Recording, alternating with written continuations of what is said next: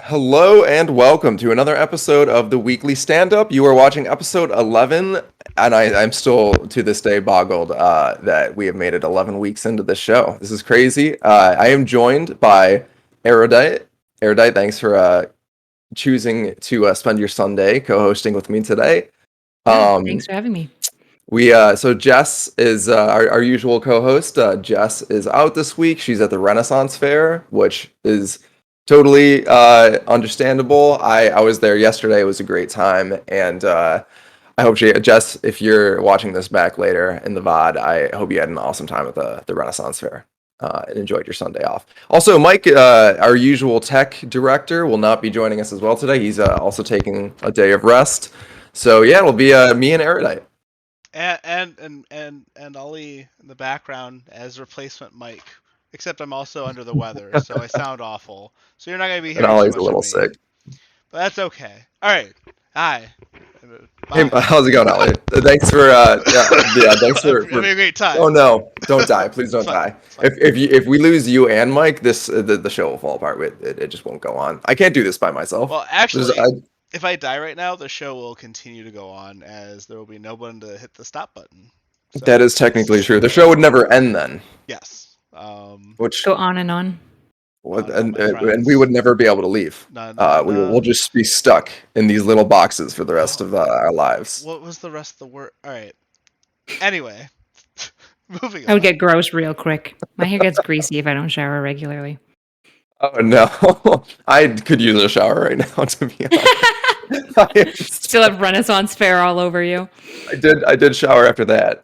Fortunately, because it was just so dusty there, and I still feel like the dust in my lungs. It feels like very similar to how I felt after Coachella, where it's just you're out all day in the sun, like 90-degree weather, and it's just like there's so many people, there's so much dust getting kicked up in the air that a lot of that gets in your lungs. But it was a great time. It was a super fun time. I bought this giant chalice for way too much money, but Oh wow!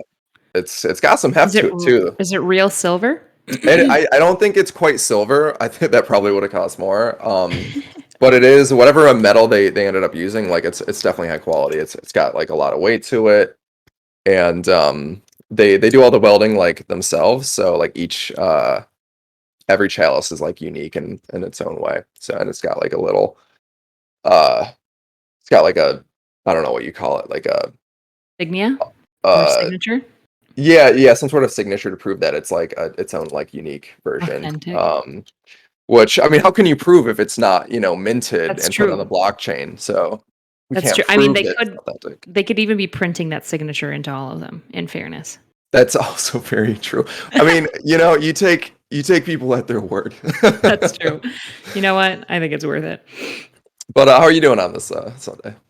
I'm doing good. It's finally actually like kind of nice out, which is really I'm trying to do the math. It's 18 here, but that's in Celsius, so Yeah, what that'd be is pretty that? cold over here. That would be 64, which is really nice. Like I'm in shorts. I was nice. gardening before this, and I'm probably after this going to go out and do other work in the sun because it's just like 64 for a Canadian is after the winter is really warm, like almost too warm. I'm like sweating when I go outside. No, I love it. Like when I was on the East Coast, any day that, especially like after the winter and spring was coming to an end, and you got that first day of like moderately warm weather. Oh, that looks delicious. I also haven't Yes. eaten this morning. Green curry. This is a huge looks bowl. so good. There's 0% chance I will finish this, but I always get so jealous of like every stream. I feel like someone's partner brings them food. Like Mike's partner will bring him food. Jessica's partner will bring her food. Allie's partner will like bring him coffee, and I'm just like, this is cool. No, get a dog and train being it. single is cool. Yeah, train a dog how to bring me. Yeah, I could. That's definitely an option. Or I could train my cat. Are you True. saying that you want to be like Ninja? This is the 1 year anniversary of his infamous tweet, by the way, where he had the double kill bot lane, and his braless wife shows up with a sandwich and a coffee unasked for. I'm already not ninja because I do stream with other women. So already not. Wait, ninja. does Ninja never stream with other women? Please, Allie, please don't die. Is that a thing? Yeah, so there was a huge controversy back in the day where Ninja basically I think it was a tweet. He stated that he respects his wife, and this is not verbatim. This is a summary, but he basically was I respect my wife too much I wouldn't feel comfortable streaming with other women. Wow, that's very paleo yeah, of him. yeah. It's that same energy where it's when men say that I can't you can't be friends with women. It's that same energy. It's maybe you can't, maybe you just view women as objects that are meant to be sought after, and that's it. Or feared in some ways. Or feared, or I don't know. It's just a weird energy. But some people truly believe that. I had a best friend in college that believed that. I mean, for couples, if you want to have your boundaries, have them. I just don't know if that would be the boundary I would personally choose in a relationship. It's a very weird and restrictive boundary. It's incredibly restrictive, but I don't know. I don't really care what people put on themselves. You want to never hang out with women? All right, you're missing out on 50% of the fun, but yeah, it's also oddly homoerotic in a way, because it's I can only be close friends with men. I only like to hang out. I can only wrestle naked with men, sweaty men. Yeah. Which also is totally fine, but it's I'm into I it. don't know, just go a little Gilgamesh on them. Yeah. Well, this episode's already gotten totally off the which is what I totally expected to happen. And every once in a while we have an episode that just doesn't quite stay on the news, and this is definitely going to be one of them. Is that a transition to the news? Am I supposed to push a button? I got this. You can, but I have a lot of thoughts about homoerotic ancient lifestyles. So. All right. Oh no, I'm all about it. I just want to hear all of it with the backdrop of, say, a Starbucks union worker with, Here's the question. Are they allowed to wear that at work? Why are they wearing this right now? What does this have anything to do with? It's a rallying cry, go. Yeah, it's cute. It's cute. I have nothing against furries. I have nothing against people who choose to dress up. And if they want to dress up like that at a Starbucks, and maybe that's part of their union push. Maybe they want to push for being able to dress up as a fox at Starbucks, which I am in full support of. Anyone who watches the show knows that I'm very pro-union, and while the choice to dress up like this is a choice indeed, the cause that they're fighting for is something I'm in full support of. How do you feel about kinks? Just broadly? All kinks? Yeah, is there... I like Zanya's take. We should equally shame all kinks. Yeah, there you go. Keep the ball rolling. I'm not going to be able to finish the sentence. Yeah, kinks are fine. I don't know. I'm actually very vanilla. But I for people that have kinks or whatever. Actually, there's a test that's been going around lately where you can. Ooh. I'll look for it. There's actual where you can it's a 40, or was it 60 question test where you can find out what level of kink you have in all the different arenas. And it turned out that I too had quite a bit of vanilla going on there. I'm not ready to share my results in public, but it's, Contrast in chat can't find the donate. Our donate is apparently scuffed, and Contrast, don't worry about donating right now. We have as far as our subs and donations, we've got a lot to figure out there. Thanks for posting the link to the kink test. Well, you're welcome. It doesn't work. The whole Nightbot needs to be less aggressive. Oh, Nightbot got mad at me. I could do this all day. Stop posting links warning. What if I get banned? Yeah, what would from your guys' chat? Oh, it would be a disaster. Do we control what Nightbot does? Yeah, I'm doing it right now. Okay, cool. It's usually, but yeah, we'll get there. For someone who works at a company that is primarily engaged in Twitch streamer and who hosts a Twitch show himself, I know shockingly little about how Twitch operates, to be honest. Honestly, me too. I'm a boomer when it comes to this stuff. Thank you. Thank you for the kind words. I appreciate that. And Theoretical Joe is back, one of our longtime viewers. Thanks for popping in. And, also, our first sub. Oh, he's got a founder badge. He does. And he mods our Discord server, which exists. Here, That's let me do awesome. that. It does exist. Which anyone who's in our Discord server, I just want to like straight up apologize for not being active on it. And we can dive into this. I was gonna wait until I was more disheveled and we were halfway through this episode. I'm just gonna dive into it. I feel like there's a lot of work-life conversations we need to have. Yeah, there are. Keeps coming up. It does. I know I need to be more active on the Discord for it to be like a flourishing like community. It's just so hard to I want to delete all my social media. I think I would live a much happier life, but my career, like my job is tied to it. I get most of my video editing jobs through social media. So a lot of my like social relationships, like my friends will message me on Instagram. So that's how I stay in like contact with a lot of people. Discord is how like where my morning stand-ups at work are held and how I stay in contact with my coworkers when we do stuff. So it's hard. I can't just step away from all that, but it's so hard to like keep all of those channels of communication going on a day-to-day basis. It's draining, to be honest. It's hard. Yeah. Do you have social media, Erudite? I do, yeah. And I think I only do it when I find it extremely entertaining. So, Twitter is where I just vent my primal rage. I might have been on the receiving end of that at one point. Look, anyone who defends Hassan is gonna get it. Just kidding. I gotta protect my daddy. My yeah. rich millionaire daddy needs my protection. You mean your averagely incomed millionaire? Yeah.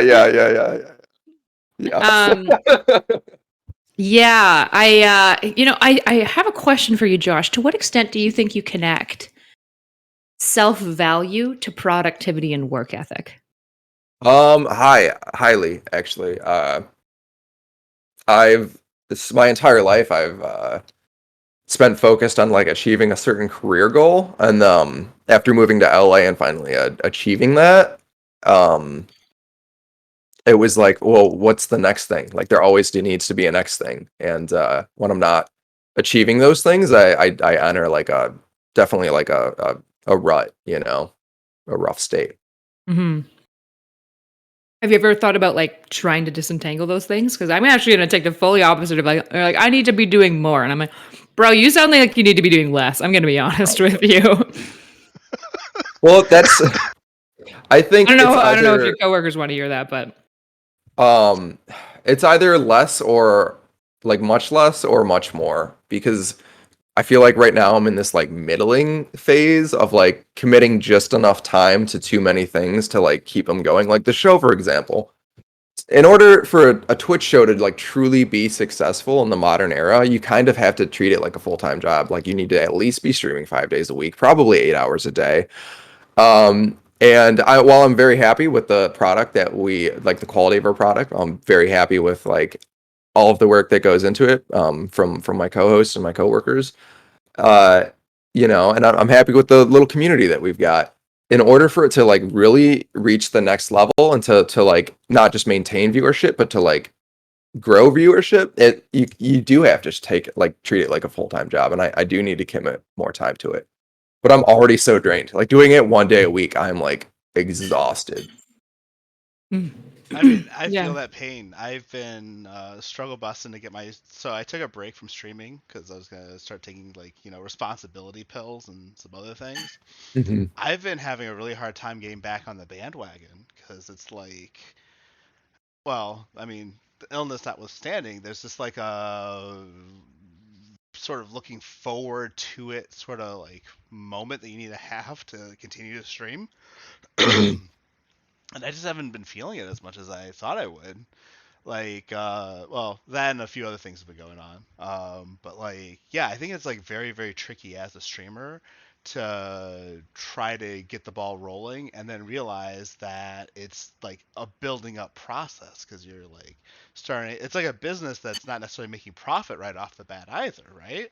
So if you're spending so much time on it and you're not seeing any sort of like net results, like community building is one thing. If you get your community built, then you can feel like you've accomplished something. If you're making like cash, you can feel like you've accomplished something. If you get good interviews. And to be clear, I don't like do this for the money. I didn't start this to like turn this into a thing that like made me money. It would be cool to like make enough to cover costs, like equipment and server space and stuff like that, that would be cool. But like, this was never about the money. It was just like I truly wanted to do this to spread information about game dev and worker rights and stuff like that.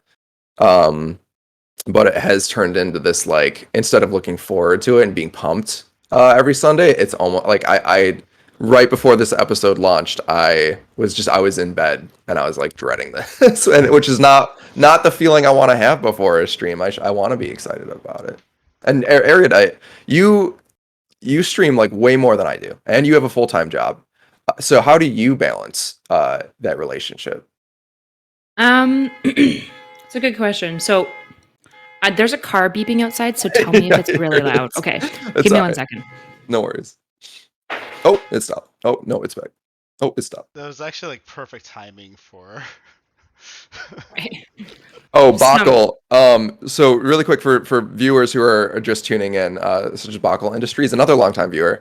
Jess is out today. So is Mike. Jess is at the Ren Fair, taking the day off. Everybody deserves some time off, and Jess also is having some work trouble. She was unfortunately part of some layoffs. If you follow her on Twitter, you probably already know. So she's looking for employment right now. I think it's just been a rough week for all of us. So instead, we've got Erudite agreed to come on the show and guest host for the day, and I'm very appreciative of that.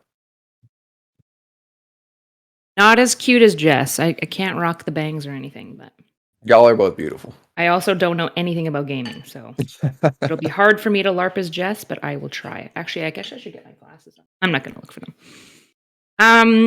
Work-life balance. So I kind of joke that I embody the archetype of a classic white male. I'm very focused on career. Definitely have tendencies to want to be a workaholic. Definitely attached my sense of self-value to like my productivity. And if I was like doing worse at work, I was a worse person overall. And it ruined my health and started ruining my relationship. And so this last year, especially, I would say, I had this moment where I was like, purpose is good and cool and based, and I have lots of it. And I have lots of career success, but I like had this moment where I was like, what actually makes me happy? Like really simple happiness. And I realized like, even though like, I was advancing really well in my career, I was like, I had like a bunch of like, for my like level of education, like decently prestigious positions and a bunch of like research opportunities that were really impressive. I realized that what I thought about every night going to bed from like the time I was like probably like even 14 was somebody who I loved holding me when I fell asleep. That was like my biggest thing. And like waking up to somebody, that was all I wanted. I just like really love like waking up to somebody, coming home to someone. And I was like, wait, I've spent all of my life training to be an excellent worker, but that doesn't mean that I'm actually a good partner. And my relationship is what makes me happy. My career makes me feel fulfilled and feel meaningful, but it's hard to feel meaning doesn't seem to carry you day by day, right? It's something that you kind of look back on and it gives you like this sense of like healthy pride. And then we separated actually. And through our separation, did a lot of self-work and really started to like separate my sense of self-value from my productivity, in large part because my mental health was so bad during our separation that my work quality was shit. I was giving it 100%, but the reality is that my 100% was way below what I would normally be producing. I was really struggling. There was times where I was just like, I can't work today. My mental health is fucked. And I was really blessed that I was like, had this job that was online and very like self-directed, so I could take full days off and then just do extra work the day after. And I don't know, somewhere in the process, I started realizing like I should probably stop investing all of my energy into just like being successful. Because it seems like even though I'm highly successful, I'm not very happy. And I think we like undervalue happiness, especially like us archetypal white men, right? Like we're like, purpose, purpose-driven life and all that stuff, which is great. Like there's nothing wrong with purpose. It's based too. But happiness is underrated. And so then I spent a lot of time figuring out what my part was in our relationship falling apart. And we're back together. You saw him come in. And our relationship, like, I'm just like happy now. And like, I'm probably less productive a little bit overall. But it's hard to say. Like, I don't know if I would have been successful at all in streaming if I was where I was before, because I think I've gained like a lot of warmth and just a lot of like contentment in like whatever I'm doing. Mm-hmm. And so even though I'm like achieving maybe even arguably a little bit less than maybe I was before, I'm so much happier. Um, it's really nice. It's just really nice to like wake up every morning and being snuggled by like my dog on one side and my husband on the other side and being like, man, I spent 8 months working my ass off so that like him and I could be together again. And like, because reality is like, even if we had broken apart, the shit I had in myself was going to fuck up my next relationship too, inevitably, right? Like, this is the problem, is like, if one relationship fails, you always have a part in it. And if you don't figure out what your part was in it, you're doomed to repeat it in the next relationship. And so, yeah, I think like that's what I've kind of realized is like purpose is meaningful, but happiness is underrated. And simple happiness is like, it's not even that hard to achieve. We just like have to stop like working ourselves out of it. Yeah. I've heard you on some of the streams that I've watched you on with Prime K's. I've heard you previously refer to the work ethic as based in like white Protestantism. And it's deeply rooted in our society and especially American work culture. And now there's a car alarm going off in my background, so I'm gonna go close my window. Okay. It's really funny. I was gonna just add while that's happening that I definitely feel like the human connection is like a really big part of making work feel worthwhile. Like I'm gonna have to like take a break from running You Might Like This, which is a show that like me and Lilac Doll were doing together like weekly on Mondays. We're probably not gonna get started for like months, right? Like Christmas. And like that's just really disappointing. That's a bummer. Like we really enjoyed like doing this content, Mhm. and like now that we're not, I'm just like, man, what are we gonna do now, right? And like I've had a bunch of these sort of things sort of happen where like we're about to collab or like there's like the start of something, and like without that human element, I think it gets like really really rough to feel motivated, Mhm. for sure. But I mean, I also feel really lucky because like after this is over, I can go upstairs and I've got like two cute little kids who are gonna like try to get me to dress up like Cookie Monster and be adorable and stuff. So I do feel fulfilled at home, and like all that stuff has been really good. But like my online relationships, I feel like have kind of suffered because I kind of work myself into like different sort of corners when what I really should be doing is just kind of trying to have fun just doing what I want. I think like that's the key is do what you want on stream and have a blast doing it. And then the audience will just like kind of naturally come. Yeah. Yeah, that's always the hope, right? Is that if you create a good product and something that you like, you pour your passion into, that it will naturally succeed. And yeah, it's tough. I don't know. Like why, if I kind of ask, and to echo Joe's point, thank you for sharing that personal story, Erudite, and same to you, Allie. Um, if I could ask you both, why do you stream? It's fun, It's fun. mostly. Yeah. And it seems like it helps people. Like I get a lot of thank yous. I think there's a lot of bad information out. It started to correct psychological misinformation because it made me mad. And then I started getting invited into political panels, and it seemed like there's like a really big need for a decently like centered voice that's feminine, right? I think like being a woman helps. There's not a lot of women in this space, and the women that are in this space tend to be much more left than I. Not all of them.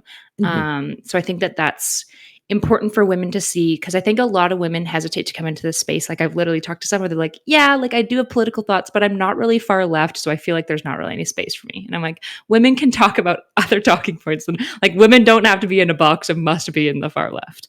Um, and it seems like the thoughts and advice and information that I have is helpful. People really seem to appreciate my emphasis on like research. And I really, really like helping people. Like genuinely, that like even my career dream, all I want to do is like run a treatment center for like kids with like trauma histories and juvenile delinquency. It's like I just want to help people. It seems like it's helping people, and I love community. And as a result, my Discord has grown into this like really burgeoning, healthy, positive community. Which makes it sound like we're like super kumbaya, but as you know, like I'm very willing to be mean. I think like being mean is fine. The difference is like I will always like love somebody typically, even if I like mean at them a little bit, which is like a big thing in our server of like you can mean at them for their ideas. We try to avoid immutables, but fundamentally like we'll still like you, right? Like I'll say like, dude, you've got the most dog shit ideas. I love you, but you got some dog shit ideas, right? And I just like I think there's such a need for community online that's like actually healthy, and it seems like we're cultivating some of that. And so I'm kind of just seeing where it goes because I'm enjoying helping people. And then Allie, same question for you.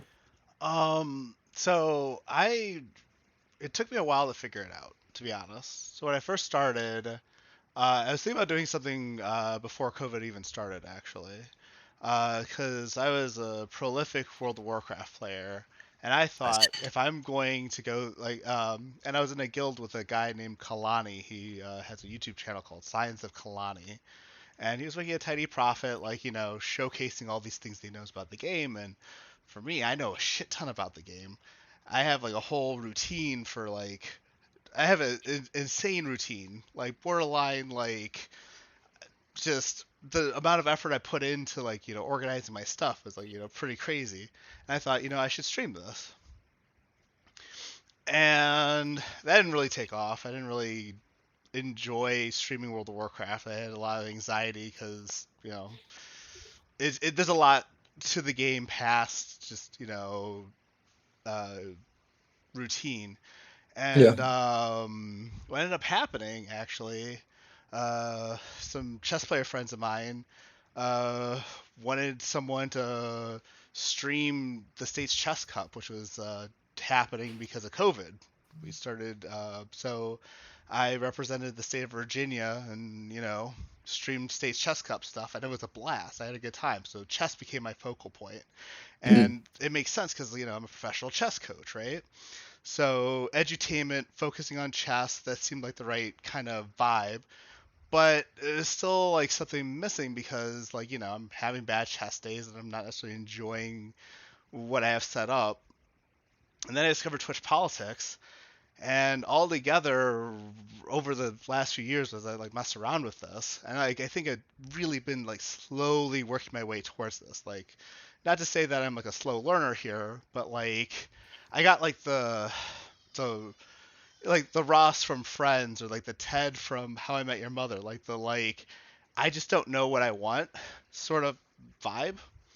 So it takes me a long time to kind of like wander around and like pick up on like different skill sets and different things that I find interested in. And like all around I kind of went on this journey to realize that like edutainment is actually like exactly what I want. I want to help folks learn things, and I want to help folks do things, and I want to help folks kind of like build things from the ground up, and I want to connect people and all this other stuff. And so I kind of have a passion for that. I've been having a lot of fun with that specifically, but I still have to like overcome like this sort of like natural anxiety that like sort of springs up when I encounter things like this idea of failure, or like if I'm just like in a bad mood. Like my last political panel wasn't great. I was pretty pissed off the whole time. I yelled at people and it wasn't fun. Yeah. But like so I'm like still kind of working my way through some of it, but like I feel like I have a pretty good idea of the different types of shows I want to see on Twitch. I have a pretty good idea of what messages I want to try to, spread and share. I have a pretty good idea of like what I think people find helpful, and I just want to see where we can go from here.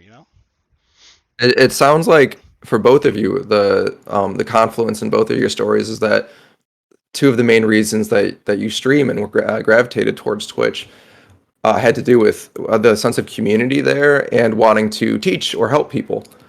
And that's, I think, like that's what I relate to as well. That's ultimately the goal with this show, is to um erudite in the same way that you said you wanted to educate people and sort of dispel some disinformation that was going on in the Twitch community when it comes to your profession. That's that's what I want to do with this show as well. There's especially in the video game industry, there's so much abuse and disinformation out there that is put out there on the part of the corporations. That's ultimately why I started this show, and also for the sense of community. I mean, and that goes back, like, I originally found my sense of community like all way back in the day when I first started playing video games, before I had like that many IRL relationships and friendships. So there's still a part of me that wants to, like, not even now that I have a pretty robust social life, I want to um I guess pay it forward and create my own online community. One of my goals at the onset of the show, episode 1, I said I wanted the show to be like a tavern, an inn for game developers or people interested in the game industry, where after a long day of work, you could walk into this inn in the center of town and hang up your coat, grab a beer or some mead with a bunch of colleagues and like-minded people, and just share war stories and tell jokes and have a good time. Um, so I guess that's the key, is to just not lose sight of that goal. Yeah. Yeah. And I think, like, I don't know. I genuinely encourage most people who like have probably both of you. I can be honest. As much as I like want to avoid like being like, let me distill my wisdom down to you. There's like part of me that's being like, I would encourage almost Bless us with everyone your wisdom, please. who's in the race, like the rat race of like finding value in work, to like Mhm. really analyze that and like look at where that comes from. Because I can tell you where it comes from. It comes from the Protestant work ethic, where like literally, unironically, um, what are they called? Not the Puritans, but basically, they came in and they basically said like work is evidence of like salvation, which is why there was a connection between work and moral good, because it was like, if you're working hard, and think like in these, for this population, they're pioneers in a pretty rugged terrain that's very Yeah. different. I mean, the temperature between the UK and like Canada, for example, or the States, is like it's much more volatile. There's a lot more like things that they're not aware of. And so like they literally had to work to survive. And so like it benefits your society and community as they're trying to like etch a like level of like survivalness, to morally value work, to pressure everyone to want to work, right? That makes sense. The issue is like with technology nowadays, like a lot of people are like, well, what happens if nobody works? And I'm like, first of all, that's never going to be the case. Like people are inherently going to work. Like offsetting the Protestant work ethic isn't going to cause everyone to become like lazy bums who do nothing. And with automation, like there is less and less work available. And we just like have to contend with that. And the reality is like, we don't believe in the theist belief anymore as a society for the most part, right? But we've maintained this moral connection between like productivity and core human value. And it's unhealthy because shit happens. Deadlines are actually kind of fundamentally arbitrary. Yeah, Yeah. so there's actually a lot of interesting history attached to the Protestants that first came over in the 1600s. So these are people who actually try to ban Christmas in England, for the record. Like if we're talking about like how um, extreme the work ethic was and how pure things had to be. I mean, that's where the Puritan name even came from, was the fact that they were basically trying to remove all the ritual, all the different things that folks did on a regular basis, that, could be considered sinful. This would have been during the English Civil War, to be clear. So there was a Catholic king. He raised taxes. People didn't like that. Lords got pretty pissed off. And when Oliver Cromwell was winning the English Civil War, a lot of individuals fled from England over to the States because they didn't want to be a part of being. It wasn't like there was like a lot of purges, but like folks didn't feel like they were being represented well, et cetera, et cetera. And there's just more opportunity in the New World. So yeah, like that work ethic you're describing does reflect some of them, but I would want to emphasize that like you're dealing with the Protestants that were fleeing England because they were too strict for the rest of that society, which is like completely fascinating. And there's also the Mm. Leveler movement, which is like arguably the first proto-communist group to exist. That springs from that same time period in England. But I don't actually have the voice to actually get into that right now, so we'll have to Yeah, no worries. pause it for later. But actually, we should do this later, Erudite. I would definitely like to have like a back and forth where we talk about what we know and compare notes, because Mhm. I've heard you talk about the Protestant work ethic before, and there's some like I just want to see how it fits into what I consider, because I wouldn't have used that terminology, but wait, later. Yeah, absolutely.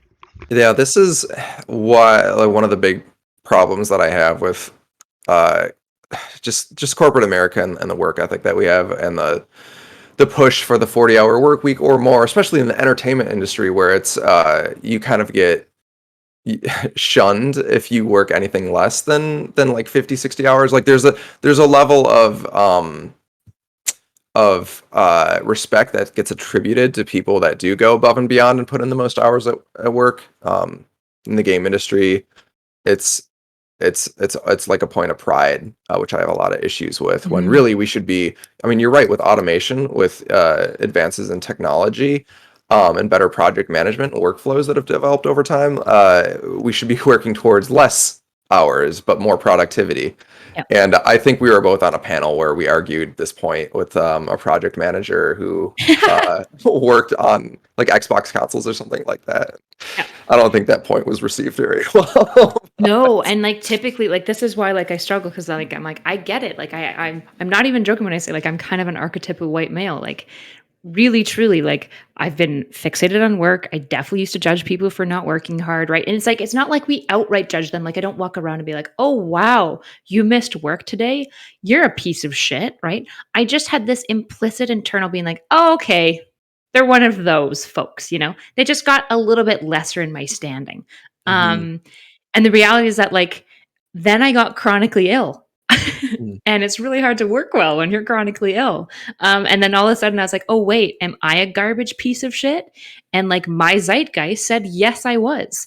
And it's like, it's sad to be like, the moment that like my judgmental view didn't work for me is the moment that I had to like apply it to myself is when I changed. Like I wish I had been motivated by less selfish means to change my view on this, but it's like damn, it's so pernicious, it's so common, and it's like I hate fighting with people who you can tell attach like such intense moral value and won't see it though. They're like, we're not moralizing, we're just saying like you're probably overall a better person." And I'm like, that is moralizing. And they're like, well, no, the things that make a good worker are all these moral traits. And I'm like, no, motherfucker, that's not true. That's businesses LARPing at what makes a good worker. When your Mhm. workplace says we value integrity and honesty and genuineness and friendship, they're LARPing. They don't value any of these things because that's not what they reward. They reward workaholism, throwing others under the bus, and being willing to like lie well enough that nobody notices. Like that they don't value any of these like beautiful moral traits. They value like efficiency, competency, and whatever it kind of takes to be the best at those two things. And then you get rewarded, which makes sense in a workplace. I'm just tired of people acting like because you're efficient and competent, you're also like probably a really good person too. It's like you might be a piece of shit. You might be a good person. You might also be a piece of shit. I mean, if you're spending 60 hours at work, you are just naturally not spending as much time with people who are going to make you, well, I don't know. You can definitely like you have friendships at work, right? But if you're spending so much time at work, then you're not like developing those relationships outside of work. You're not spending time doing anything else that you love. So naturally, like you're probably not going to be as developed, like fully developed as a person, as like empathetic. You're not going to relate with other people because other people do other things outside of work and have other hobbies. So if your whole life is work, you will just naturally be a bit more closed off than other people. So that is like completely antithetic to um like being a good person if you work more. You'll just naturally like not be as Yeah. good of a person. Yeah, But and this isn't to like shit on people who enjoy work. of I course enjoy not. work, right? As Like too much. I say this as somebody who sometimes works like 50 hours a week, right? So I'm not Mhm. like shitting on people who like work. Liking work's cool. Being good at work is fucking base. It is respect worthy, but it's no more respect worthy than any other like valuable trait. It's just one thing to have. And the issue is we kind of conflate work ethic with all of the positive traits. Like we like unironically, like when I was in a panel about this, like people were being like, well, what's good work ethic is, and then they just listed everything our society views as moral. And I'm like, you can't just say work ethic is just everything moral. That's inherently the problem with this. Good work ethic is one thing, and it's fucking cool if you can do it. If you're efficient and competent, we naturally respect that. That's fine. But that doesn't mean you're athletic. And I respect athleticism too. I think it's cool. I'm not athletic. I think it's based when you're athletic, right? It's just like another thing to respect. Quick aside, this is how much of a Twitch boomer I am. The first time I like heard someone, it was actually you, is on Twitter. You said something was based, and I literally had to Google based. I felt very old man Josh in that moment. Yeah. How do I work at G4? Like, how do I work in this industry? How, like, I don't That is kind of understand funny. I was what going to say yeah. that's interesting. Pretty bad. I don't have TikTok. That's the key. You got to stay connected to the youngers. Yeah. But again, time. And do I want to like download TikTok and spend even more time on like another platform? No, you don't. You And don't then feel bad because it's like, well, now I have to be like, I need to be a content creator on TikTok. I have ideas too. I want to make more videos, and then feel bad because I'm not doing that. It's just easier if I don't have TikTok. That's fair. Honestly, I've vastly reduced my consumption of TikTok, and it has been a broad life improvement. I just prioritize like what you love and things that make you happy and work. You can prioritize both. It's just like you don't if work isn't what makes you happy, because for some people it is, right? Yeah. For some people, literally work makes them happy, which is cool. Two birds with one stone. A lot of people it's not. It's like something that gives them meaning, but it doesn't make them happy. What does? Just explore it. You can work 32 hours a week, right? You can downsize a little bit. Like there's so much evidence that like some basic stuff that improves almost everyone's living quality is like working less hours. Usually about 32 hours per week seems to be a better sweet spot for most people. Downsizing, and if you do a lot of stuff in the city, like if you just have an acreage and you're not like a farmer or anything, moving closer to the city. Hi. Mm-hmm. Well, I grew up on a farm, and during all throughout the pandemic, I moved back to my parents' farm, and even in the depths of despair that like was that first year of the pandemic, I was so content and so happy just being back in like surrounded by trees and nature and farm animals and with my family. And now I'm back in the big city, back in LA, and even though the world is like resuming like some level of normalcy, I feel like I'm less happy than when I was on the farm. So I don't know, maybe there's something to unpack there and figure out, but Yeah. Something strange is happening. Something strange is afoot. I think Erudite, did your video disappear? Oh, I think my husband just unplugged it. that's all right. I think he's trying to be helpful and didn't think about the fact that I'm literally streaming right now. It's totally okay. Yeah, I literally don't have a camera accessible right now. That's all right. I mean, this show is already we didn't even get past our first topic, so it's fine. It's a little off the rails. It's all right. No big deal. I'm available, and I'm gonna fiddle with my computer while we keep chatting. Yeah. No worries. Well, so not to make things confusing, let me just change my username so we can at least get Erudite on the screen here. The representation. Also, avatar that represents Erudite. Yes. What's up? There's here's another chance to educate Boomer Josh. Baby Blasphemy says based on what Monka S. What is Monka S? I've heard it used before. You know, Ludwig says it a lot. Hassan, my daddy Hassan says it a lot. Pokemon. See, I don't even. Jeez, I'm such a boomer. What does monk ass mean? Well, monk ass is happening right now because I messed something up. Monk ass is, ooh, how do I explain Oh, this? it's what the fuck. Basically, Okay. it's there's a emote that represented disaster happening, and it was monka. It was the monka ass. It was like the Pepe monka ass something, right? Okay. Oh, what Maybe I do this is now? maybe this should be like a reoccurring segment. As like once per episode, we tackle like a Twitch or Zoomer term. Hold on. I'm breaking the Are you? stream. I'm breaking Oh the no! stream. Oh no! Everything's fine. Call. I'm not Mike. It was going so smoothly. It was going so smoothly, and then I had to go ahead and do something to break it, and I'm not sure how I'm gonna fix it. Oh, I got it. Okay. All right. All Cool. right, Cool. Cool. ready, Cool. Cool. ready, Cool. ready, Cool. ready. Cool. I'm ready. I'm This ready. is gonna be brilliant. This Let's is do gonna it. be brilliant. All right. Monka less us. Here we go. Boom. Um. Yeah. Oh, that's good to know. Better Twitch TV is an extension for Twitch. It'll add emotes, chat features. Monka S is a version of the Pepe email. Cool. Yeah. That is good to know. Yeah. Oh, that didn't fix either. Ooh. And yeah, theoretical Joe. We need a technical difficulties panel. We actually do have. I think we have one that I Oh. might have whipped up. But Okay. it's fine.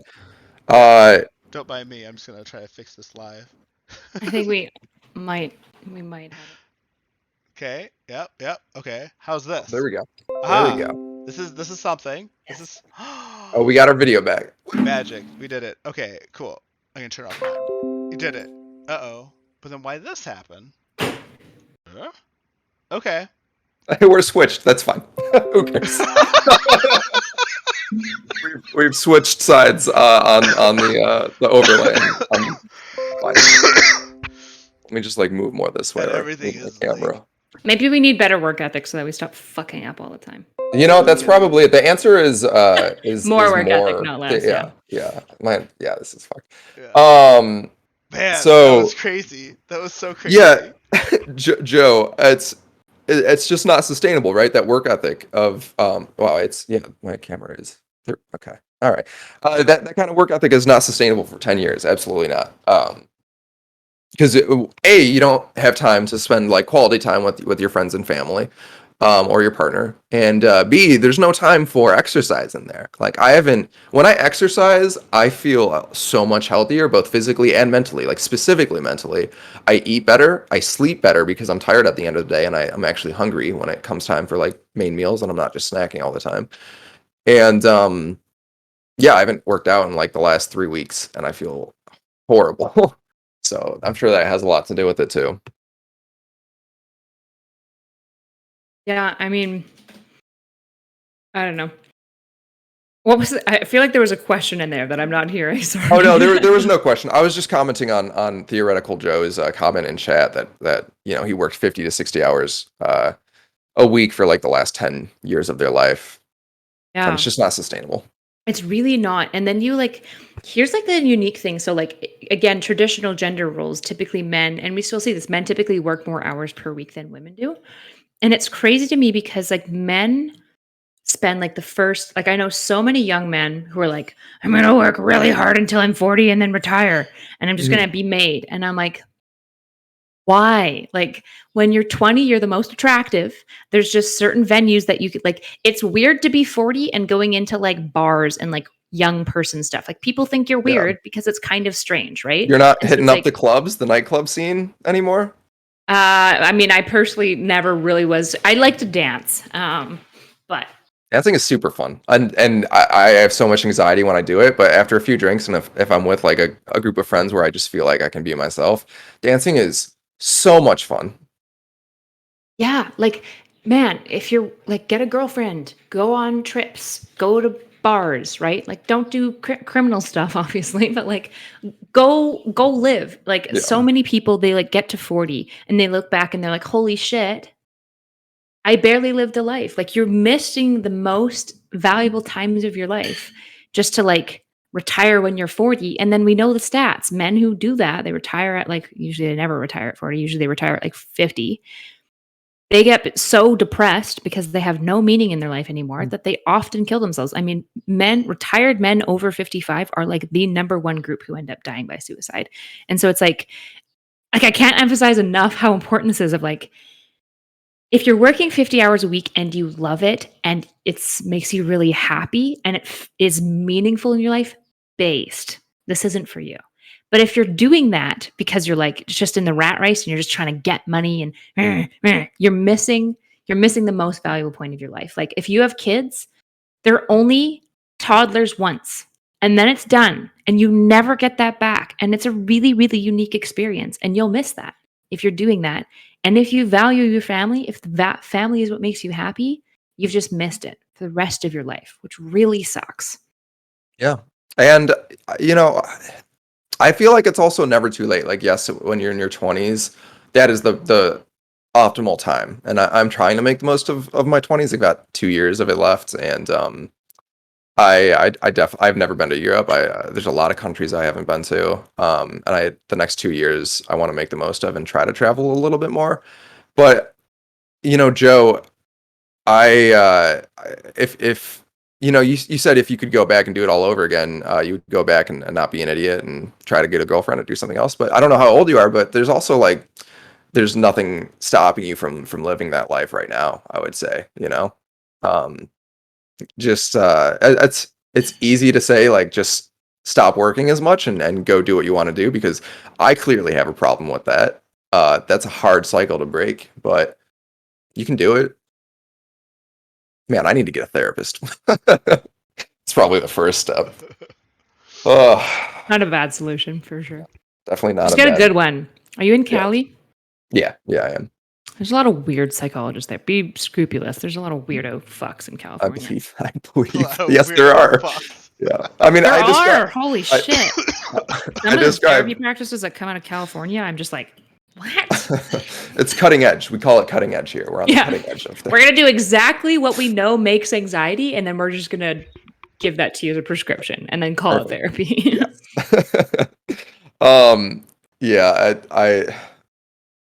I'm fortunate. I've got like good healthcare, so I'll spend some time and look at like different references and stuff like that. But yeah, LA is tough. I describe it as the place where like lonely people go, like broken people go to find love, because a lot of people who end up in LA have a lot of trauma, and sometimes pass that trauma on to the people they're dating. I've done that, and it's happened to me. So it's tough out here, but LA is kind of a unique culture, and I don't really know what to make of it.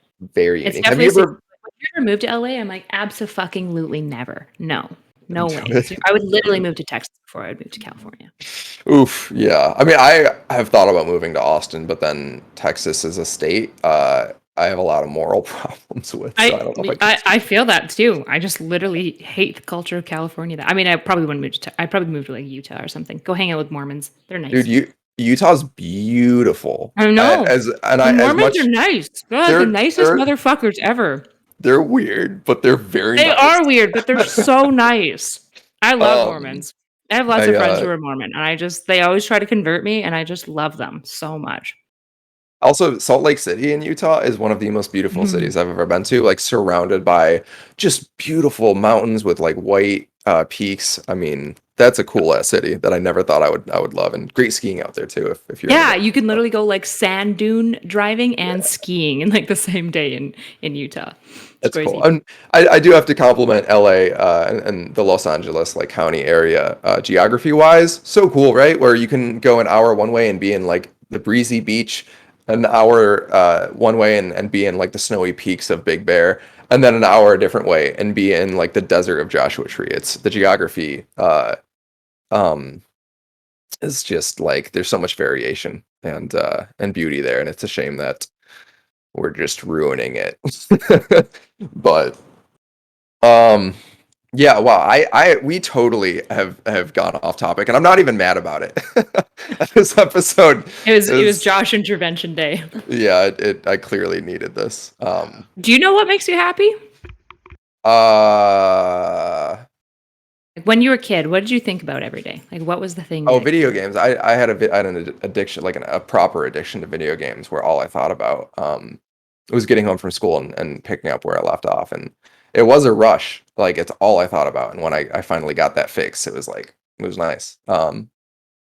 But then I guess like at some point that turned into like, okay, I want a career in video games and I want to be like these big influencers that I watch in the video game industry, and like they're successful and I want to be like them. And my life up to that point was just like focused on success and trying to like reach that point.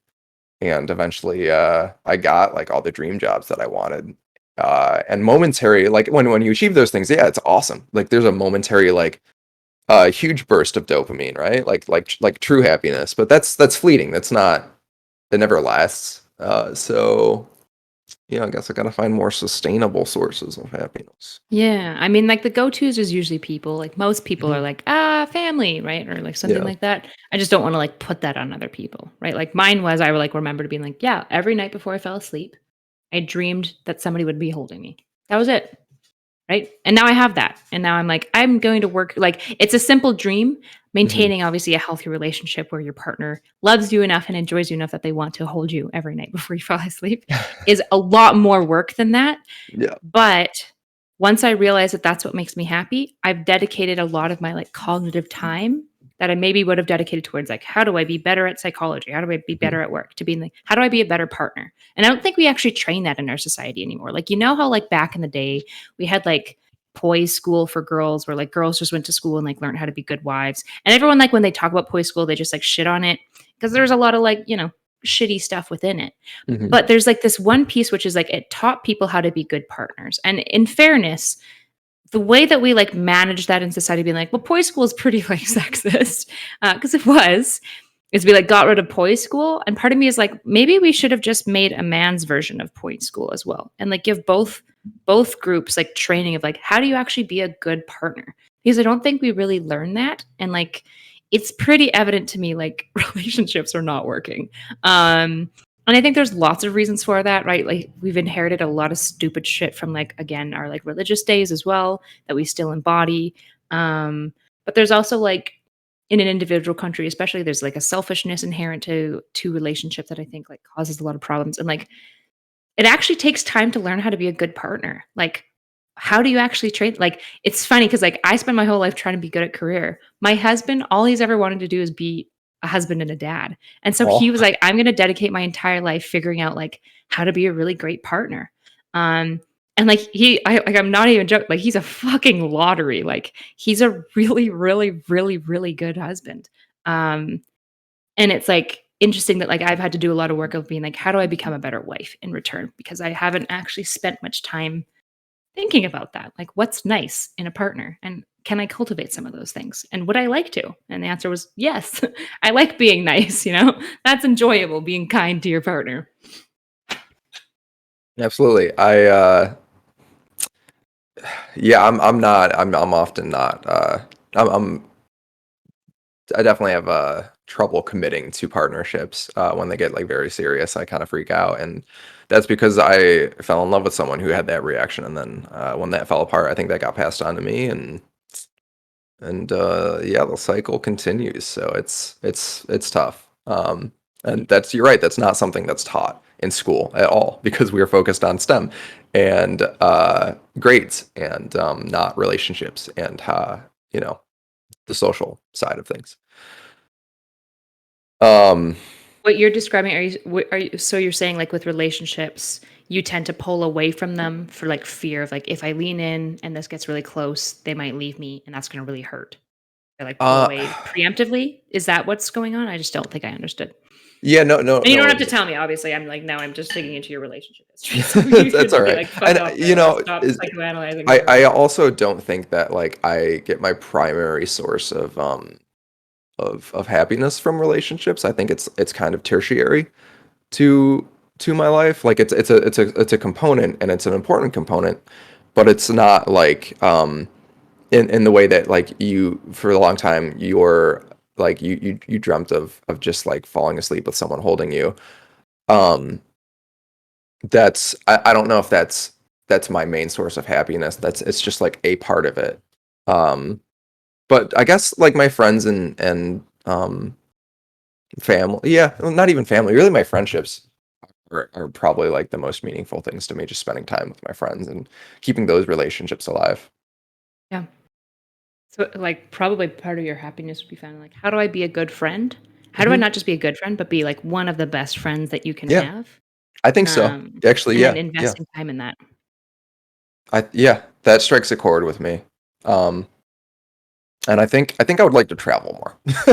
Yeah. Yeah, see the world, Having experience people who cultures. are good at friendship is actually so underrated. Like, fuck, man, we have a lonely society, and part of why it's lonely is like, man, you motherfuckers suck at friendship. Like, I don't know what it is, particularly chronically online people, like just assholes for like no reason. It's very strange. Like when I like listen to a lot of people like talk about their friendships and relationships, I'm just like, in what world did anyone think that any of these decisions was a good friendship decision? Like, what the fuck? Like, that's not how you love people. Um, which is very interesting. So, like, I really think, like, if you're like, I want to be a good friend, like, working towards that is like actually really respect worthy because, like, you are going to have to invent the wheel a little bit. Like, there isn't a strong social script about how to do that.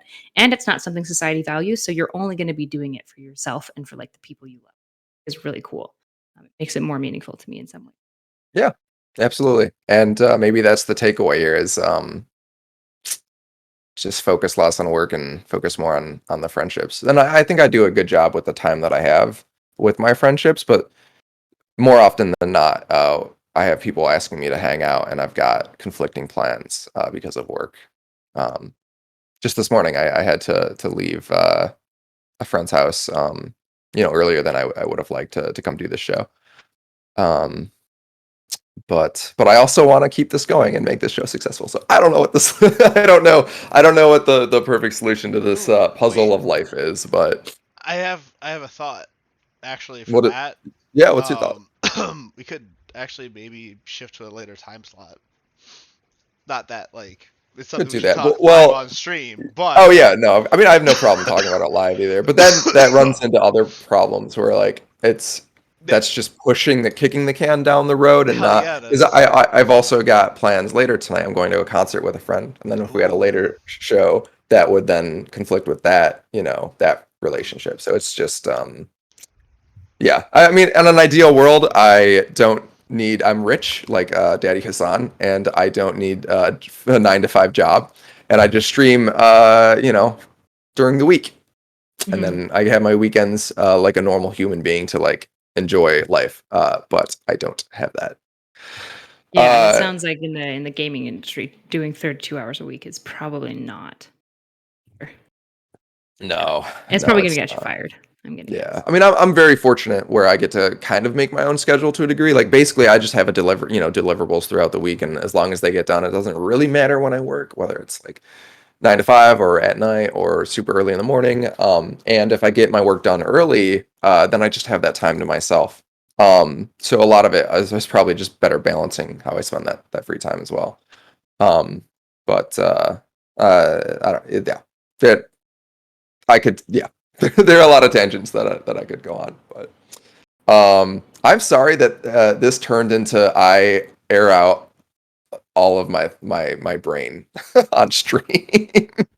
That's okay. I don't mind as long as you're like I mean it's your guys' show, so I guess maybe you're not even apologizing to me. It seems like the viewers are enjoying it though. I'm glad. Yeah, I'm glad that everybody in chat seems to be enjoying this, and that this isn't just like that a boring thing for everybody. Um, It's being human interesting. It is. reminds me Oh, go ahead. in group therapy. I have like I run this style of group therapy called existential group therapy, and it's my favorite thing to run. Like I've done a lot of private counseling, and then when I switched to doing this style of group therapy so when I did my psychometry degree, I also took like a special training in this style of group therapy because I really really love group therapy, and it's focused on like the here and now, where basically like they come in, they talk about stuff, but then they address like how they're feeling right here right now about the exchanges happening between them.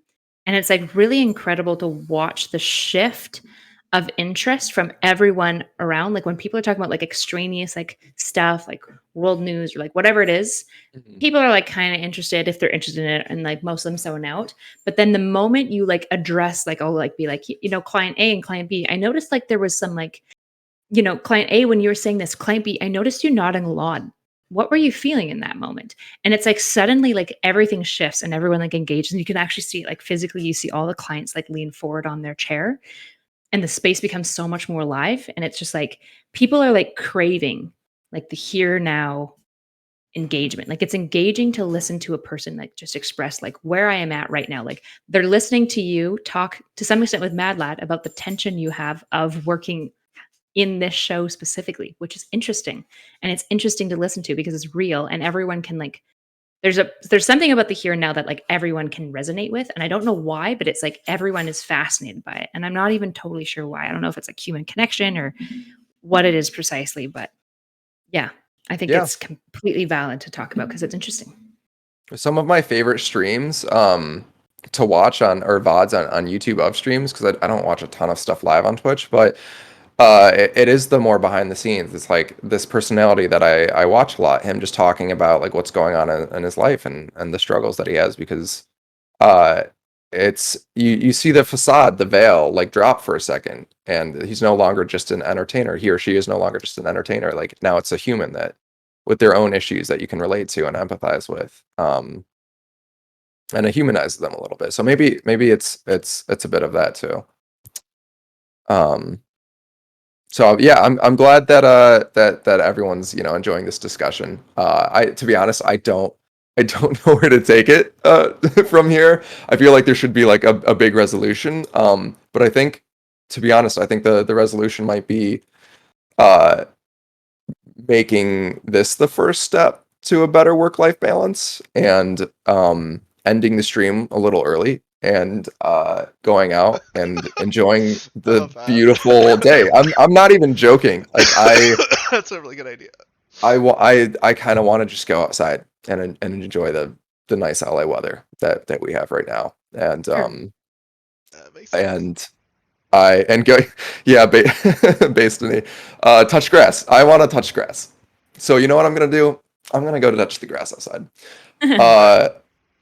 Erudite, thank you so much for agreeing to come on stream and being my therapist for the day.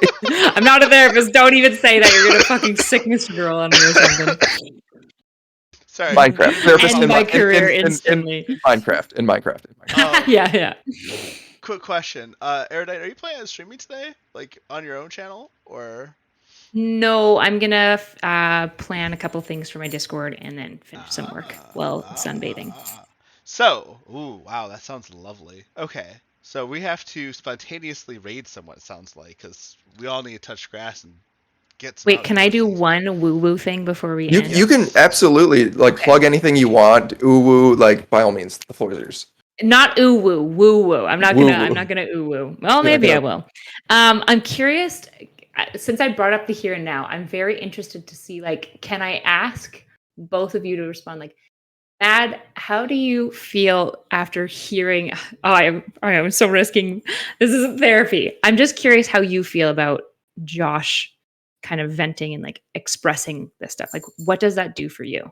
Since you're on the show and you're hearing him kind of like, I'm gonna be honest, I'm hearing him being like, this show takes a lot out of my life. I value it, but it's also like hard to balance with my work.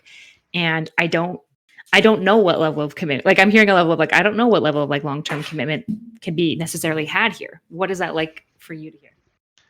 So that's okay. So this is interesting, because this work ethic thing that you've described, I got it from my very, very Iranian mother. So, I mean, it's maybe not the same, but like, there's a lot of like this sort of like natural, like, to give it like a framework for like how intense the hustle was with my family.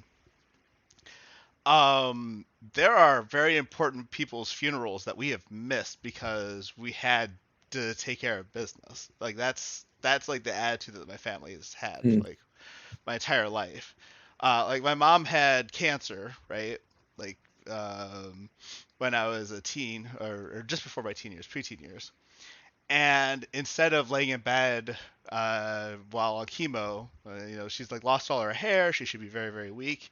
She was standing up, directing us to finish the basement. So like my dad, my brother, and I had like tools. We're helping like put drywall up, all this other stuff, and we couldn't actually say, "Hey, we're tired. We need to stop," because my mom was down there without any hair, having gone through chemo, like directing us, and we knew that if we like went upstairs or did anything, she was gonna keep working on it.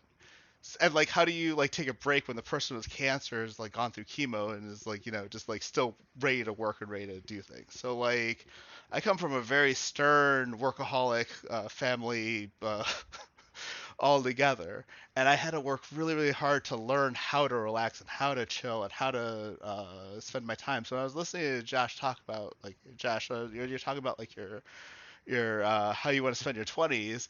Like I was burned out by the time I hit my early 20s, right? So like I retired like straight up. Like I didn't have this thing where like, I found a job and I was burned out. I was like burned out like in college. I've been working my ass off and like inefficiently too on top of that. Mm. And so I took like when you're talking about like like that desire to like go out and do things, like I ended up taking like several years to just do all these things in my 20s and enjoy it and chill out and relax. And I think you should too, right? Like I think that's awesome. I think it's a great idea. And so like I guess like to bring it all home and not go on because I could talk about this for like another 10 minutes or so and I shouldn't. You're more than welcome to. How do Um, you feel about what he said personally? so I feel like all right. So this could you're gonna have to help me if I Just here misinterpret and this now. question. How do you feel right now about it? I know people have a hard time transferring into the here and now because we never ever talk Yeah. about this stuff. It was interesting. I feel like I want to be supportive, right? Like I want to do what I can to make Josh's dreams viable, where I want to help Josh have both this and the free time to pursue whatever he wants to do, right? And Yeah, at the but I same mean, time, we don't have a one-way relationship. Like, I'm also here. You're not here to like make my dreams come like nah, to but fruition. We're all here to like well, support each other. yeah, exactly. And Yeah, that's what it is. It is supporting each other, right? So it's like trying to figure out like how to help each other achieve that balance.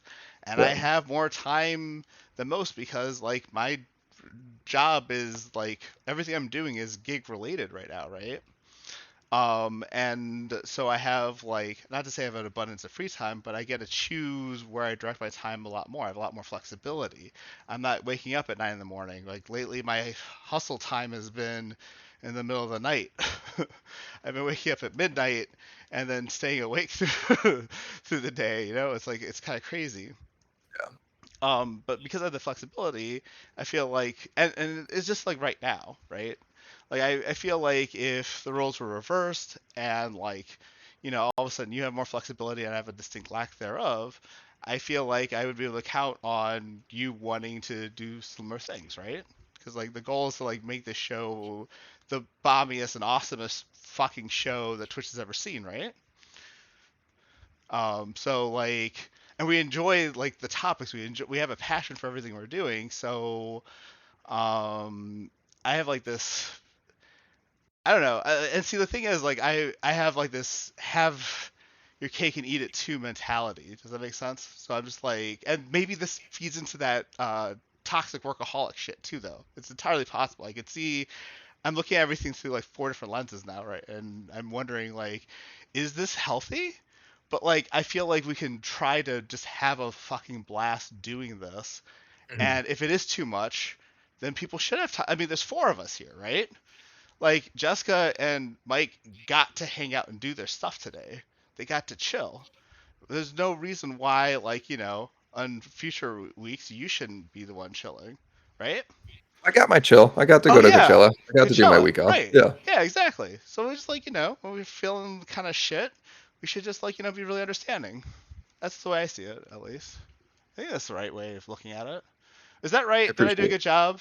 I don't know if I'm doing a good job of There's explaining no this. right or wrong answer. You just have to reflect accurately how you feel right now. And it's hard to do, Hmm. especially if you feel emotions that you feel bad about, right? Ooh. Um, Oh, I have like so all sorts of crazy shit going yeah, on. I hear a lot of conflicting emotions in what you're saying to I Josh, and have that a. like you want to support his desire for a happy life, but you also don't want to lose the weekly stand up. And you're hoping that there can be some sort of negotiation to work that out. And probably worried that maybe there can't be. And that's what I hear. I could be wrong, but Worry is a strong, because like, I mean, compared to other Twitch shows, like it's gotta be easier because we have so much more like just person power attached to this, right? Like we've got four different individuals putting together a stream. Yeah. Like compare that to like one person doing it by themselves or like one person in their mod working on things, right? Oh yeah, Like if it was just me, there's no way I would be able to do the show by myself. yeah. And I do want to clarify, both to you, Madlad, and to chat as well. As long as everyone on my like, even if it's just like down to like one other coworker on this crew, as long as there's like one person who wants to keep this show going, like I will absolutely commit to keeping this show going because I do want to keep the show going, and Uh, I refuse to like let it fail because I'm feeling bad for a day, you know? Well, right, but I mean the thing is we should be able to take time off for things like that. And that's the thing. Like I want to make sure that we do because I mean to give more so before COVID, I used to run chess tournaments, right? Like regularly in person. There was a chess tournament that had to be run where I was puking my guts out all day long. Like I needed to be near a bowl or a bathroom for like the entire day, and that chess tournament still ran. I was in the back of this middle school puking into this bowl while making sure that chess players were paired properly and like all this stuff. Like I'm a psycho when it comes to the workaholic stuff, right? I know you fell asleep in the tub because you were Yeah, working too much. yeah, like I literally, I mean, oh my god, the number of places I've fallen asleep in at least a dozen different school like parking lots. Like I would just like drive to like wherever chess tournament was gonna be run, and I just like take a nap. Um, yeah, so I feel inspired to reconsider also a lot of the choices I make because I think I spend a lot of time that I shouldn't be trying to accomplish everything, and it's just not possible. That's another thing too. Nah, I mean, there's a lot to think about here actually. Like I've been doing a lot of self-reflection over the last like week or so myself, right? And so like talking about this has been just like, I mean, listening to you talk about what your goals are has made me kind of wonder what my goals are, right? Like how much, like up until this moment, I was actually still strictly thinking in terms of what projects that I want to accomplish, right? So I have like, the four different Twitch shows that I have like, some significant involvement in that I want to see like work. And then I have like certain chess goals that I'm looking to accomplish. And I've got certain I still want to get my WoW head article, right? So like I want to make my Army of World of Warcraft character so I can finally get that article that I've been like trying to get for the last like 3 years. It's just like kind of crazy. And then like I have to like look at all these different things and I'm like, okay, does this actually need to be a priority? Is this like me just kind of spinning my wheels because on the one hand, these are like really cool titles and accolades that I can get and things I can just like have my little achievement unlocked box filled out, right? Like I last year I was the highest paid chess coach working for the world chess champion, like in North America at least. And that's Oh, like a cool. fucking achievement, right? Like, but Yeah. like, what does that translate to? Does that translate to anything that's like meaningful? Does that make me happy? Nah, it's just like another 10 points in my metaphorical achievement points chart thing that's in my head. It's so, hmm. I don't know, this is actually giving me a lot to think about. It's giving me I a think it's ton to think given about. both of us a lot to think about. For sure. Should we rename the stream Erudite comes on stream and gives Josh and Madlad an existential crisis? The Right? crisis wasn't my goal by any means. Ideally, it's like I don't want to stress anyone out. I Nah, have a you big get it. heart for seeing people be happy, and I think you're both good people who have I no appreciate reason not to that. be happy. Actually, I'll tell you, I had a dream that made me happy the other day, and I think you'll really like this, Erudite. I had a dream that I worked in a hospital, and I had my own mental health clinic in this hospital with my own office, and I was seeing patients out of this massive office. And the size of the office doesn't matter, or whatever else, but like it was just like this, like this vision, and I woke up feeling like really, really content. Like I got a lot of work done, and it makes me wonder if I shouldn't go back and like try to make. I mean, it'd be really late to go back and do something like that, but like it's a thought I had. Mm. Um, Maybe I should do something along those lines. Never Do too you ha- late to, change what you do and do what yeah. you That's want to do. true. Did you have That's any true. level of training in that in the past, or? Nothing even. I mean, like basically, I've been a sounding board for a lot of people. Everything is completely casual, so I have like a lot of training to do. I mean, I studied like anthropology in like school and stuff, so like I have like this like sort of connection with being human, but it's not the same thing as psychology, and it's not the Mm. same thing as like learning how to therapy, that sort of thing. Oh, But okay, yeah, then being on the receiving end of like therapies of some varying kinds, and working on like mental health things, and endlessly studying how humans and relationships work. I mean, it seems like a natural fit, but again, super late. Not that there's any time limit, but yeah, we'll yeah. see. Like it is that tricky thing of like, does it work in my life? Is it worth like it's going to be a huge cost Yeah, investiture, but it might be worth it, right? So you just kind of have to like decide. Obviously, I mean, I would could be. definitely give it a whirl, see what happens. At the very least, Yeah, yeah. I mean, once all the other things are, I don't know. I think I'm gonna give myself a year trying to make all this like online stuff like kind of flow, Mhm. and then what works works and what doesn't, and then I Yeah. can like kind of keep some things going while juggling a whole new lifestyle where Yeah. I'm like going back to school, or I don't know, the chess business stuff could be pretty good too. We'll see. Yeah. And I mean, you've already written one book, right? For chess? Edited, kind of written. I don't know. It's kind of weird when you edit a book, like you rewrite entire swaths of paragraphs and Mhm. well, some mix of like editing and co-authoring. But yeah, we published a book, could publish a few more. Is there any Um, desire to write your own book when it comes to oh chess or anything else that you man, want? I Yeah. have a whole like universe planned out. I have a whole sci-fi universe that's already like in the works, ready to be written. Every time I have a weird dream, I put that dream in a Discord server somewhere, Mm. and I associate it with all the other dream worlds I've put together, and there's going to be a fucking universe, all right?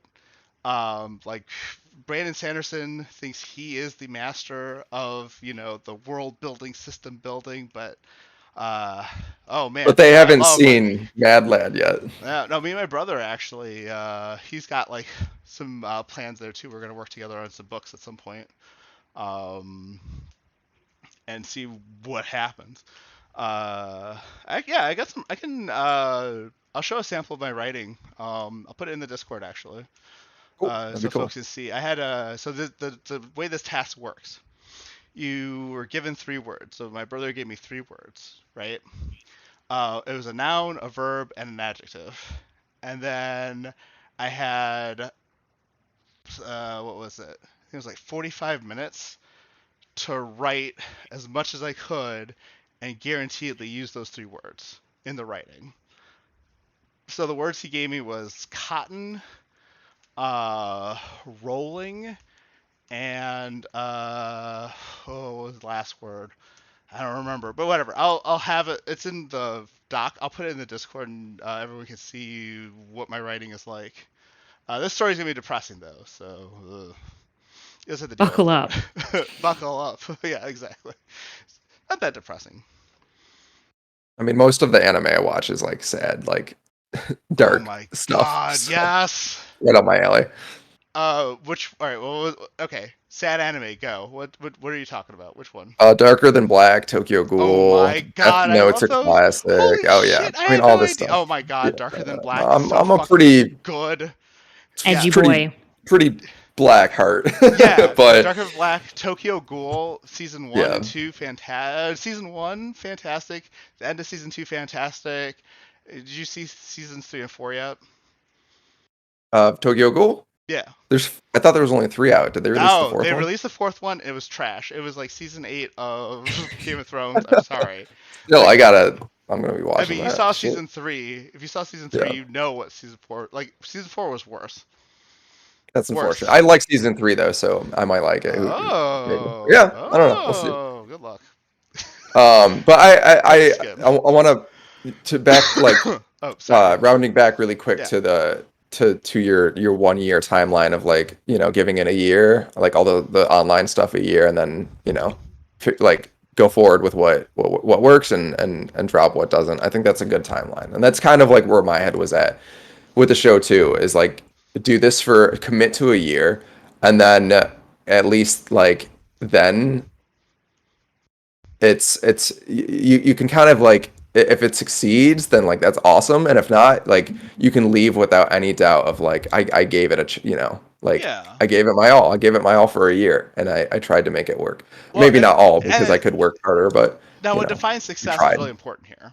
So Yeah, like for me, what sticks is anything that like fits smoothly into a routine, right? If I've got a routine for the show and I'm enjoying it, that'd be something I'd want to keep doing.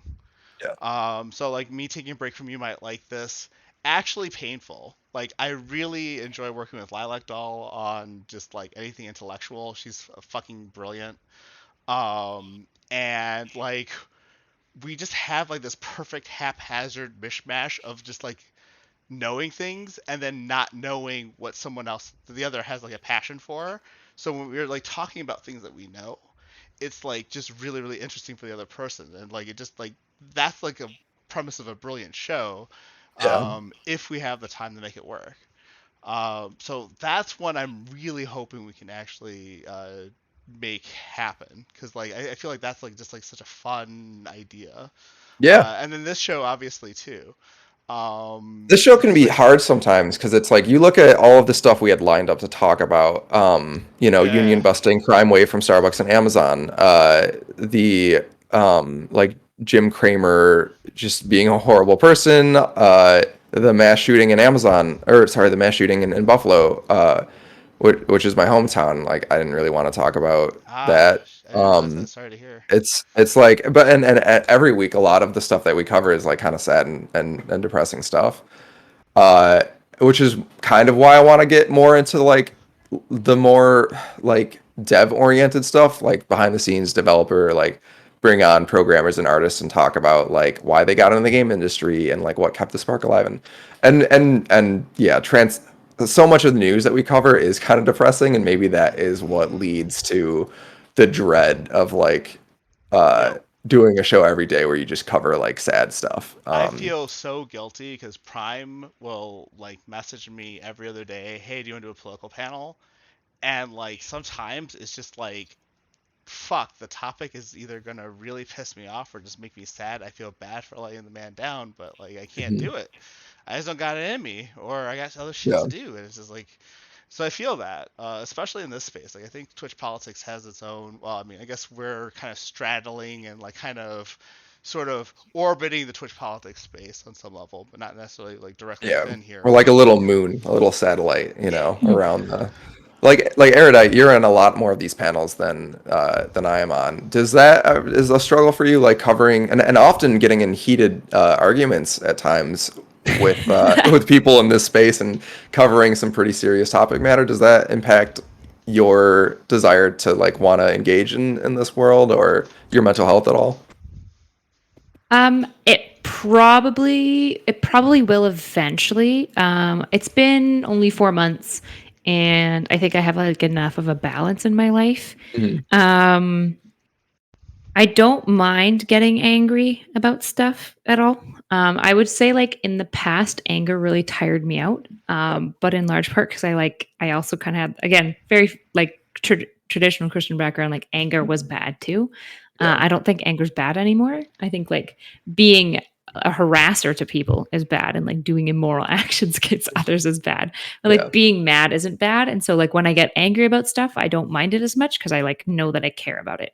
Right. And usually what I try to do is like analyze what made me angry. To be honest, like it's not even the spicy topics that get me exhausted. It's when like I get into panels where people like keep derailing the conversation and quibble over stupid shit that nobody cares about. That's usually what drains me the most, but it's mostly just because like I'm just like, why am I here? I don't give a fuck. Why are you literally fighting over like some hair splitting topic? Like who gives a fuck? Can we talk about the greater, like more important conversation here? I'd say that drains me the most and makes me the most black-pilled. I don't mind like the heat as much. Yeah. But yeah, it's absolutely. awkward sometimes, like when people like, like I was on a panel recently where like people tried to like basically claim that I was like triggered and like really emotional, and it was really annoying because I was actually really calm. So like there's little moments like that where I'm just like, I kind of lose faith in humanity a little bit, but it's not too bad. I mean, it depends on like which space you like get involved into. Like I think like for the most part, I think both of us actually have done a pretty good job of like, well, no, actually you've gone like straight into the bulls or what, I don't know what the metaphor is, like some farm animals like living arrangement. I don't know which one it is. Horse's The mouth? bull's pen? The bull's pen? Yeah. Is that it? Is that the one? I mean, you've definitely engaged in some pretty hostile. Like I've seen some of the panels you've been on, and there's some hostile actors on there at times. I don't know true. how you I just engage don't with care. some of them. Yeah, I just don't care. I don't really get offended. I'm very easily non-offended, and I think ideas are ideas, and I don't get like extremely emotionally connected to them beyond like I care about them a lot. But when people have like an idea that I think is incorrect, I don't see it like much deeper than that. Mhm. And I do think being mean to people sometimes is kind of fun. And like in that space, you just kind of get to mean on each other mutually. And I think it's fun. I'm very tsundere as well in how I flirt and stuff as well. So it probably like, there's probably this weird mixture of like people are being mean at me. And like, I think sometimes I just like respond by being like flirty back. And I just find it very entertaining. They just thrown off like they don't know how to. Yeah. Yeah. I have like there's like a little Madlad arc that's like, just ready to like. Madlad. Like I just want to just release it. Coming soon to a Twitch stream near you. No, like I just have like this streak where I'm just like getting a little bit more cranky at like certain types of discourse, because like the topics are interesting and I'm always happy to like really get into things in a clinical sense, but I have like some serious concerns about like the country and its future and where it's headed. And like just like the types of things that I've studied in terms of like government structures and how they like work, and what makes government structures like start to not work, that sort of thing. I see a lot of strong warning signs. I think everybody sees the warning signs. I mean, I've been eyeing this since like 2004, right? And like everything's been like just getting progressively worse, and everything that I've like said doesn't seem to matter, and then lo and behold it's like, oh hey, this is a thing that is actually happening, and I was looking at it and it was the thing to watch out for, that sort of thing. And nobody wants to be like it just kind of sucks. And I found it frustrating because it's like yelling into the wind, or like yelling to like stop the train before it like gets off kilter and off the tracks. So I think like in that one specific sense, I do find myself being a lot more triggered and a lot more ragey. And maybe this is a human thing too, just because I'm used to having, because I've been trying to fight this fight for so long, and I'm not sure how to like proceed anymore at this point, honestly. Yeah, I feel that to some degree. I used to be very I always like tried to play both sides, like to find like common ground and meet people in the middle of like two sides of a debate. And ever since Trump took office, and even at the beginning, the first few years, I really tried to like bridge the gap between my left and right wing friends, and just past 8 years, I've just I've found myself pushed far more to the left. And I also get a lot more like aggravated much more quickly. I am prone to like lash out a lot more quickly, whereas like before I would try to like have more of a dialogue with people before destroying them online. Um and yeah, now I just go straight to destroy mode. Um I'll and tell you I what. Oh, go ahead. no, I don't like that attribute in myself. I don't like being So like it's not the mean. Trump I thing don't know. itself, right? Like for me, Yeah. it was so in 2004, it was John Kerry versus George W. Bush. Okay. I was in fourth grade at that it's hard It's for fine. me to remember what It was was my going first on. election. All right. It was my first Yeah. election. I watched Dateline when I was 10 years old. All right. Like I've been paying attention to politics since I was a wee lad, a wee little boy. Okay, I'm not gonna try accents right now. Anyway, and it was like such an easy election because it was right after the Iraq War started. The abuses at Abu Ghraib were being showcased around this time of year. So the election is in November, and around now, all the human rights abuses are showing up. And it was a lot like our equivalent to like what Russia is dealing with Ukraine right now. There's like this meaningless war. Lots of people are dying. There's torture and horrible things that our side have engaged in. And the guy who did it, like kind of ran from the draft, and he was running against a war hero, right? Like John Kerry was a certified Vietnam War hero. He had medals. He did like courageous things. Like you'd think the military would back him. And I was shocked at how easy it was for John Kerry's name to get dragged through the mud, like just like baseless accusations, and for him to lose the election. And it Mm. really was like this. There was this organization. It was the Riverboat Speakers of the Truth or something like that. I don't remember the exact Like the name. pre Tea Party, essentially. It wasn't even that. It was just a bunch. It was like literally a propaganda organization. It wasn't even Tea Party. It was like something else, like altogether. They were literally just. I would say it's like the equivalent of. It was like a professionally set up QAnon, where basically these riverboat vets. It was just one riverboat vet and a bunch of other people were accusing John Kerry of doing heinous things in Vietnam. And none of these things were true, but it got spread through the media, like CNN, MSNBC, Fox News, especially Fox News, like spread the lies, and veterans bought it, and they voted for the guy who literally imperiled actual soldiers' lives and engaged in actual war crimes. Like, or not engaged in the war crimes, at least set up the war crimes to happen, right?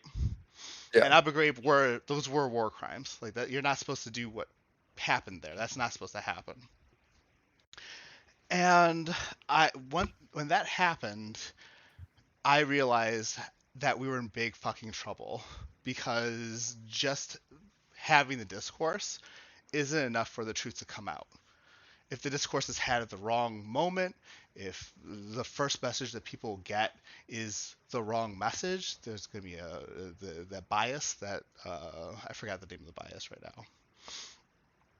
But Right. Well, it's the same thing when like if a news organization puts out an article with false information, yeah, and then they follow up with a correction, the correction gets like 10% of the viewership that exactly. the original article had. Yeah. And like it was a big blow to my belief in discourse because like people like there's just things that are just completely being made up that were and folks like ended up completely buying into it. And then I saw the same stuff happen with the Obama administration. Obama was able to win the election, but if you look at the sorts of things that were being talked about when the Affordable Health Care Act was being like worked on, they were talking about death panels.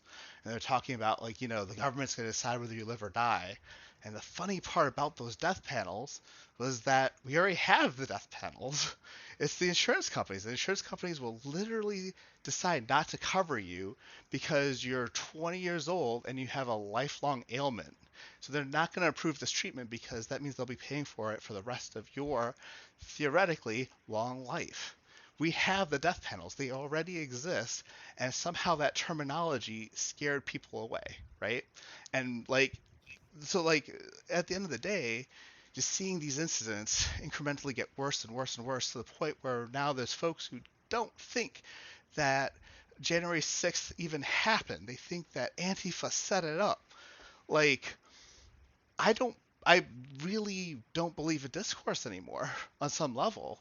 And that's where my frustration comes in.